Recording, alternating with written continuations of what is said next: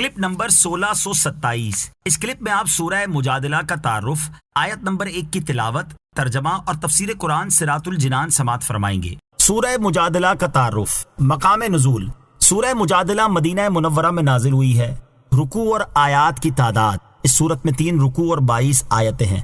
مجادلہ نام رکھنے کی وجہ: بحث اور تکرار کرنے والی عورت کو عربی میں مجادلہ کہتے ہیں، اور اس سورت کی پہلی آیت میں حضرت خولہ رضی اللہ تعالی عنہا کی نبی کریم علیہ الصلوۃ والسلام سے زہار کے مسئلے میں ہونے والی بحث کا ذکر ہے۔ اس مناسبت سے اس کا نام سورہ مجادلہ رکھا گیا۔ سورہ مجادلہ کے مضامین: اس سورت کا مرکزی مضمون یہ ہے کہ اس میں زہار اور اس کے کفارے سے متعلق اور چند دیگر چیزوں کے بارے میں شرعی احکام بیان کیے گئے ہیں۔ مزید اس سورت میں یہ چیزیں بیان کی گئی ہیں۔ نمبر 1، اس سورت کی ابتدا میں حضرت خولہ بنت ثعلبہ رضی اللہ تعالی عنہا کی زہار کے مسئلے میں ہونے والی بحث اور زہار سے متعلق چند احکام بیان کیے گئے۔ نمبر 2، مجلس کے چند آداب بیان کیے گئے اور مسلمانوں کو اللہ تعالیٰ اور اس کے حبیب علیہ الصلوۃ والسلام کے احکامات پر عمل کرنے کی ترغیب دی گئی ہے۔ نیز علماء دین کی تعریف کی گئی اور ان کے مرتبہ و مقام کو واضح کیا گیا۔ نمبر 3، ان منافقین کی سرزنش کی گئی جو یہودیوں سے محبت کرتے تھے، مسلمانوں کے راز ان تک پہنچاتے تھے، جھوٹی قسمیں کھاتے تھے، اللہ تعالیٰ اور اس کے حبیب علیہ الصلوۃ والسلام سے عداوت رکھتے اور ان کے احکامات کی مخالفت کرتے تھے۔ نمبر 4، اس سورت کے آخر میں بیان کیا گیا کہ مسلمان کافروں سے محبت نہ رکھیں، اگرچہ وہ ان کے باپ، بیٹے، بھائی اور خاندان کے لوگ ہی کیوں نہ ہوں۔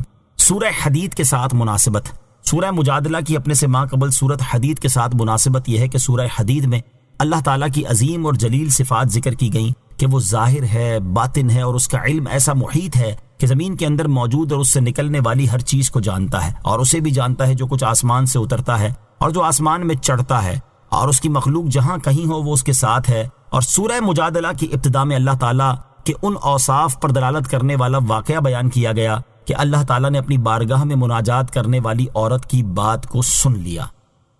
بسم اللہ الرحمن الرحیم۔ ترجمہ: اللہ کے نام سے شروع جو نہایت مہربان رحمت والا ہے۔ قد سمع اللہ قول التي تجادلك في زوجها وتشتكي إلى الله والله يسمع تحاوركما إن الله سميع بصير۔ ترجمہ: بے شک اللہ نے اس عورت کی بات سن لی جو اپنے شوہر کے معاملے میں آپ سے بحث کر رہی ہے اور اللہ کی بارگاہ میں شکایت کرتی ہے، اور اللہ تم دونوں کی گفتگو سن رہا ہے۔ بے شک اللہ خوب سننے والا، خوب دیکھنے والا ہے۔ قد سمع اللہ قول التي تجادلك في زوجها، بے شک اللہ نے اس عورت کی بات سن لی جو اپنے شوہر کے معاملے میں آپ سے بحث کر رہی ہے۔ شان نزول: حضرت اوس بن صامت رضی اللہ تعالیٰ عنہ نے کسی بات پر اپنی زوجہ حضرت خولہ بنت ثعلبہ رضی اللہ تعالیٰ عنہا سے کہا، تو مجھ پر میری ماں کی پشت کی مثل ہے۔ یہ کہنے کے بعد حضرت اوس رضی اللہ تعالیٰ عنہ کو ندامت ہوئی۔ یہ کلمہ زمانہ جاہلیت میں طلاق شمار کیا جاتا تھا، اس لیے حضرت اوس رضی اللہ تعالیٰ عنہ نے اپنی زوجہ سے کہا، میرے خیال میں تو مجھ پر حرام ہو گئی ہے۔ حضرت خولہ رضی اللہ تعالیٰ عنہ نے سرکار دو عالم صلی اللہ تعالیٰ علیہ وسلم کی خدمت میں حاضر ہو کر تمام واقعات ذکر کی اور عرض کیا، میرا مال ختم ہو چکا، ماں باپ وفات پا گئے، عمر زیادہ ہو گئی اور بچے چھوٹے چھوٹے ہیں، اگر انہیں ان کے باپ کے پاس چھوڑوں تو ہلاک ہو جائیں گے، اور اپنے ساتھ رکھوں تو بھوکے مر جائیں گے۔ اب ایسی کیا صورت ہے کہ میرے اور میرے شوہر کے درمیان جدائی نہ ہو؟ رسول کریم علیہ الصلوۃ والسلام نے ارشاد فرمایا، تیرے بارے میں میرے پاس کوئی حکم نہیں، یعنی ابھی تک زہار کے متعلق کوئی جدید حکم نازل نہیں ہوا، اور پرانا دستور یہی ہے کہ زہار سے عورت حرام ہو جاتی ہے۔ حضرت خولہ رضی اللہ تعالیٰ عنہ نے عرض کی، یا رسول اللہ صلی اللہ تعالیٰ علیہ وسلم، حضرت اوس رضی اللہ تعالیٰ عنہ نے طلاق کا لفظ نہیں کہا، وہ میرے بچوں کے باپ ہیں اور مجھے بہت ہی پیارے ہیں۔ اسی طرح وہ بار بار عرض کرتی رہیں، اور جب اپنی خواہش کے مطابق جواب نہ پایا تو آسمان کی طرف سر اٹھا کر کہنے لگی، یا اللہ، میں تجھ سے اپنی محتاجی، بے کسی اور پریشان حالی کی شکایت کرتی ہوں، اپنے نبی کریم علیہ الصلوۃ والسلام پر میرے حق میں ایسا حکم نازل فرما جس سے میری مصیبت دور ہو جائے۔ ام المومنین حضرت عائشہ صدیقہ رضی اللہ تعالیٰ عنہا نے اس سے فرمایا، خاموش ہو جا اور دیکھ، رسول کریم علیہ الصلوۃ والسلام کے چہرہ مبارک پر وحی کے آثار ظاہر ہیں۔ جب وحی پوری ہو گئی تو ارشاد فرمایا، اپنے شوہر کو بلاؤ۔ حضرت اوس حاضر ہوئے، حضور علیہ الصلوۃ والسلام نے یہ آیتیں پڑھ کر سنائیں۔ اس آیت کا خلاصہ یہ ہے کہ اے پیارے حبیب صلی اللہ تعالیٰ علیہ وسلم، بے شک اللہ تعالیٰ نے اس عورت کی بات سن لی جو اپنے شوہر کے معاملے میں آپ سے بحث کر رہی ہے، اور اللہ تعالیٰ کی بارگاہ میں اپنے حال، فاقے اور تنہائی کے شدید ہونے کی شکایت کرتی ہے، اور اللہ تعالیٰ تم دونوں کی آپس میں ہونے والی گفتگو سن رہا ہے۔ بے شک جو اللہ تعالیٰ سے مناجات کرے اور اس کی بارگاہ میں گریہ بازاری کرے تو اللہ تعالیٰ اس کی مناجات کو سننے والا اور شکایت کو نندا کو دیکھنے والا ہے۔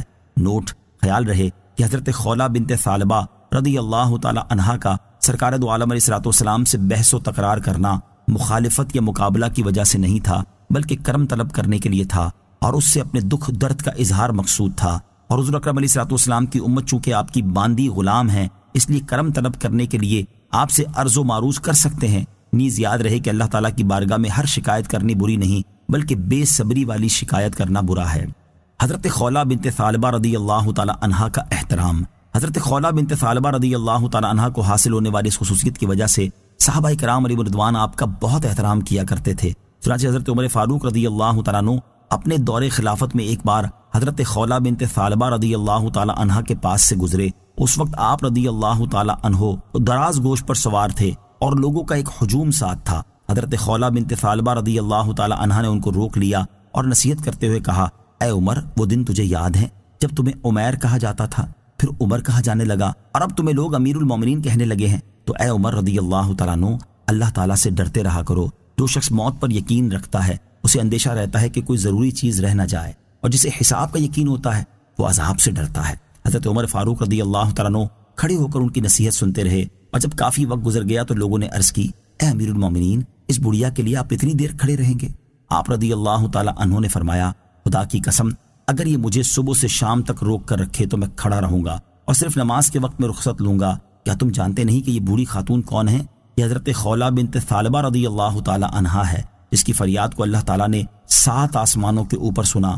کیا یہ ہو سکتا ہے کہ رب العالمین تو اس کی بات سنے اور عمر نہ سنے؟